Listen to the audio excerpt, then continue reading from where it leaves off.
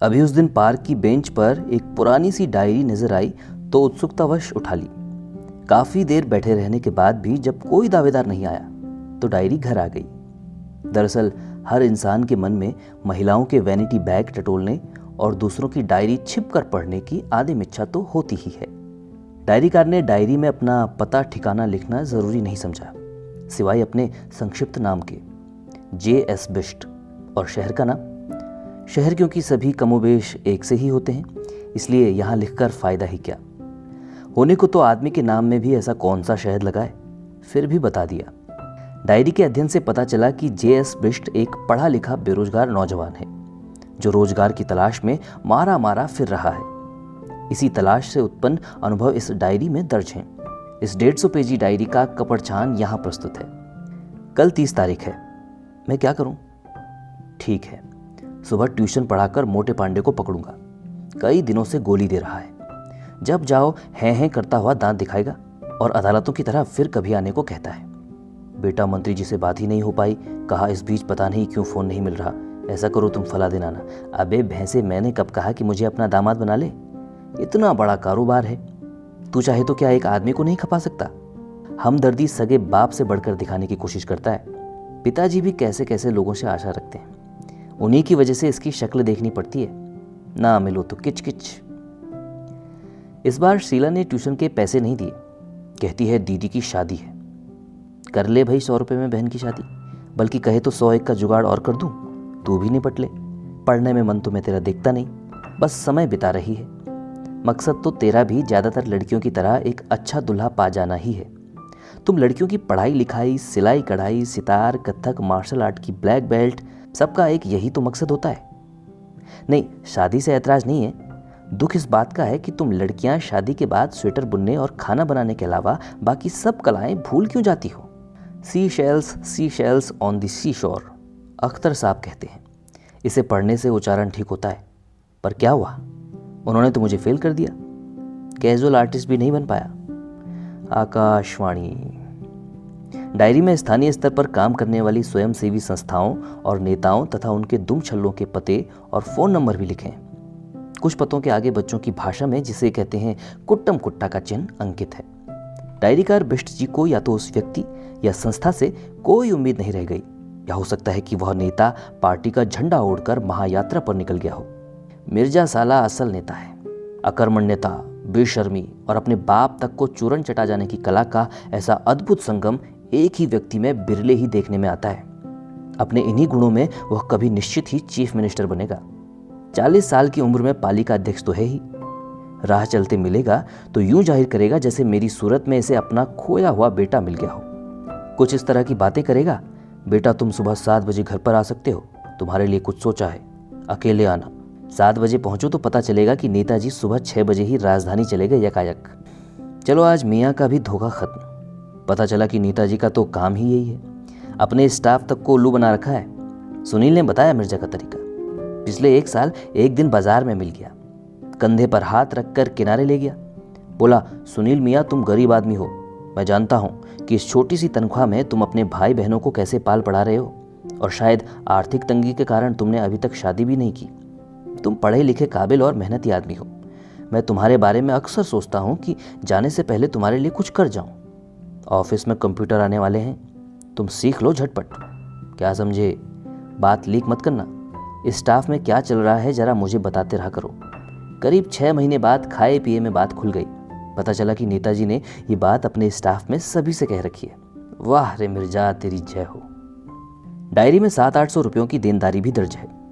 उधार पान, सिगरेट और गुटखा जैसी चीजों का है। एक जगह साफ लिखा है, कल शाम शराब पी, 50-50 रुपया में लौटी करके मेरा हिस्सा पचौलिया ने दिया, 50 उसे लौटाने होंगे, या ऐसी ही किसी महफिल में 100 देने पड़ेंगे। आज 3 साल हो गए कॉलेज से निकले। रोजगार की तलाश में घर वाले खिला तो रहे हैं फिलहाल, लेकिन कब तक? लत्ता कपड़ा और 100-50 रुपया भी कभी कभी जेब खर्चे के नाम पर मिल जाता है। 400-500 रुपए के ट्यूशन पढ़ा लेता हूं, लेकिन एक स्थायी और संतोषजनक प्रबंध। अभी झक मारकर बूढ़ों के पास बैठना पड़े तो किस्से सुनने को मिलते हैं कि बेटा अंग्रेजों के जमाने में ऐसा नहीं था, अब तो घोर कलयुग है। ठीक है बाबा, तुम्हारा युग बड़ा अच्छा था, तुम बैठे उसकी जुगाली करो, हमें अपना युग देखना है। वैसा तो अब अंग्रेजों के अपने देश ब्रिटेन में भी नहीं होता। डायरी में एक जगह प्रिया सु संबोधन के साथ पत्रनुमा कुछ लिखकर बुरी तरह काट दिया गया है। कहीं कहीं पर कुछ शब्द वाक्य आधे अधूरे ही समझ में आ पाते हैं। किस्मत, रोजगार, जमाना, भविष्य, फौजी है तो क्या हुआ जैसा घर वाले कहते हैं, और यादों की धरोहर वगैरह। शायद प्रेम पत्र या उसका रफ ड्राफ्ट है। टोकते सब हैं कि क्या कर रहे हो, कब तक ऐसा चलेगा, कुछ तो करना पड़ेगा भाई, कुछ सोचो। मदद कोई नहीं करता, रास्ता कोई नहीं बताता, पहले से परेशान आदमी को और परेशान करते हैं। खाली खुश्क बातों का क्या अचार डालूं? बातें चाहूं तो मैं भी तुमसे अच्छी कर सकता हूं। नफरत होने लगी है मुझे ऐसे लोगों से। खोखली बातें, बर्फ के डले पर त्राटक करके जो चाहे खुद को दुर्वासा साबित कर ले। आज एक लतीफे नुमा कहावत सुनने को मिली कि जब आदमी का समय विपरीत चल रहा हो तो ऊंट की सवारी करते हुए भी कुत्ता काट लेता है। आज ही की बात है, चाय की दुकान में दो बुजुर्ग भी बैठे थे मेरे पास ही। एक बूढ़ा दूसरे बूढ़े से पूछ रहा था कि आपका लड़का कहीं ढंग की जगह लगा या अभी भी वकालत ही कर रहा है। हंसी आती है नेताओं और नौकरशाहों के उन भाषणों पर और अखबारों के उन कॉलमों पर भी जो युवाओं को स्वरोजगार की ओर प्रेरित करते हैं और अपनी बुद्धि के अनुसार बड़े ही मौलिक सुझाव देते हैं। चीड़ के पेड़ के छिलकों की कलाकृतियां बनाओ, उसी के पत्तों की सजावटी टोकरियां बुनो, भेड़ पालो, खरगोश पालो, बड़ी मुंगौड़ी बनाओ, पापड़ बेलो। भैया मेरे, अगर यह सब धंधे इतने ही लाभकारी हैं तो खुद तुमने क्यों नहीं कर लिए? चलो माना कि जनता ने तुम्हें मजबूर कर दिया नेतृत्व करने के लिए, पर तुम्हारी औलादें, उन्हें क्यों भेजते हो इंग्लैंड अमेरिका तरह तरह के कोर्सेज करने के लिए? उन्हें लगा दो ना इन कामों में। मामा जी कहते हैं कि नौकरी के चक्करों में मत पड़ो। नौकरी क्या करनी, हम तो करके पछता रहे हैं। पराधीनी ठहरी। नौकरी मतलब 9 लोगों की खुशामद, 24 घंटों का नौकर। ठीक है कैप्टन साहब, तुम भी कहो, तुम्हारे भी मौलिक सुझावों का स्वागत है। तुम्हें चढ़ी है सरकारी शराब और मेरा सर भन्ना रहा है। तो यंग मैन, हम तो यही बोलेगा कि नौकरी में कुछ नहीं, पहले तो मिलेगी नहीं, और अगर मिल भी गई तो तुम देखोगे कि मामा ठीक कह रहा था। लोन वोन लो, कुछ बिजनेस वगैरह देखो। बिजनेस वाली राय बड़ी लोकप्रिय है राय देने वालों में, इफरात में मिलती है, शहर में पधारे हकीमों और ज्योतिषियों के पर्चों की तरह। बिजनेस तो अब लगता है 2-3 ही बचे हैं फायदेमंद, शराब, चरस और व्यापार। किस चीज का करें और कैसे करें ये कोई नहीं बताता। कोई छोटी मोटी दुकान खोलो, ठीक है, माना 1 लाख का लोन ले लिया, अब इसमें 50-60 हज़ार दुकान की पगड़ी दे दीजिए और जो बचा उसमें बिजनेस कर लीजिए। चटाई बिछाओ और औंधे होकर दुकान में लेट जाओ, या बैठकर भीख भी मांगी जा सकती है। लोगों का, यहाँ तक कि मेरे घर वालों तक को न जाने क्यों यह गलतफहमी हो गई है कि मैं केवल सरकारी नौकरी चाहता हूँ। नहीं, सच कहता हूँ, काम चाहे घास छिलने का हो कोई हर्ज नहीं, पर उससे इतना तो मिले कि जीवन सम्मानजनक ढंग से जी ले आदमी, वरना ये भी गप्पे मारने समय बिताने जैसा ठहरा। बनर्जी साहब, आप भी कमाल हैं, महान हैं, और भी बहुत कुछ हैं। बड़ी उम्मीद थी आपसे।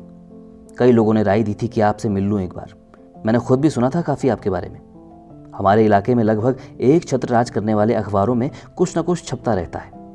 ये अखबार खबरों से पहले पाठकों तक पहुंचने का दावा करते हैं। मेरा एक मित्र कहता है कि अखबार खबरों से पहले कैसे पहुंच सकता है?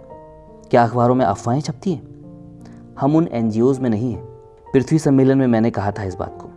अभी जर्मनी और नीदरलैंड से होकर आ रहा हूँ। यहाँ इस बात को लेकर बोस्टन में मिस्टर स्मिथ से मेरी हल्की सी झड़प भी हो गई। बनर्जी साहब, कभी घर पर भी रह लिया कीजिए। आप खुद तो 20-25 हज़ार रुपये महीना वेतन नहीं, मानदेय वसूलते हैं, और मुझ जैसों से कहते हैं कि आप पढ़े लिखे नौजवान हैं, लोगों को पर्यावरण के प्रति जागरूक बनाइए। देखिए कितने पेड़ कट रहे हैं, कितनी गंदगी है। लोगों को पॉलीथीन के दुष्परिणामों के बारे में बताइए। दुकानदारों को भी समझाइए पर्यावरण प्रदूषण। फिलहाल तो ऐसा कोई प्रोजेक्ट हमारे पास है नहीं जिसमें आपके लिए कुछ होता। चक्कर लगाते रहिए। हाय रे तेरा सादगी में लिपटा कमीनापन। तू खुद विश्व भ्रमण कर और मैं अपने घर खाकर बाजार में दुकानदारों से मार खाऊं और लिफाफे बनाऊं। पिताजी कुछ नहीं कहते अमूमन, पर क्या वे सचमुच ही कुछ नहीं कहते? अब समझता हूं, उनकी चुप्पी बोलने से ज्यादा चुपती है। और आज पिताजी ने अर्थपूर्ण ढंग से अपनी बात भी कह दी, एक सूचना के रूप में कि आज से ठीक 1 वर्ष बाद मैं रिटायर हो जाऊंगा। मोहन कहता है कि हमारी पीढ़ी एक दुर्घटना का नतीजा है, वरना हमारी ऐसी कुकुरगत नहीं होती। एक हिसाब से ठीक ही कहता है। मेरा एक मित्र अपने अनुभव से कहता है कि मैंने तो यार नौकरी धंधे का विचार ही छोड़ दिया है। 36 साल का हो गया हूं। इस बुढ़ापे में भला अब किस काम का रहा? निर्लजता का जमाना है और यहाँ युग धर्म है। हाउस हस्बैंड बनने के सिवा मेरा अब कोई करियर नहीं है। मैंने इन दिनों सारा ध्यान 2 लड़कियों में लगा रखा है। बस यही आखिरी उम्मीद है। वरना गीता पर टिप्पणी लिखने या योग ध्यान जैसा कुछ करूंगा। एक लड़की का बाप काफ़ी अमीर है और बड़ा भाई हॉलैंड में है, और दूसरी लड़की बीटीसी कर रही है, मतलब सरकारी नौकरी पक्की।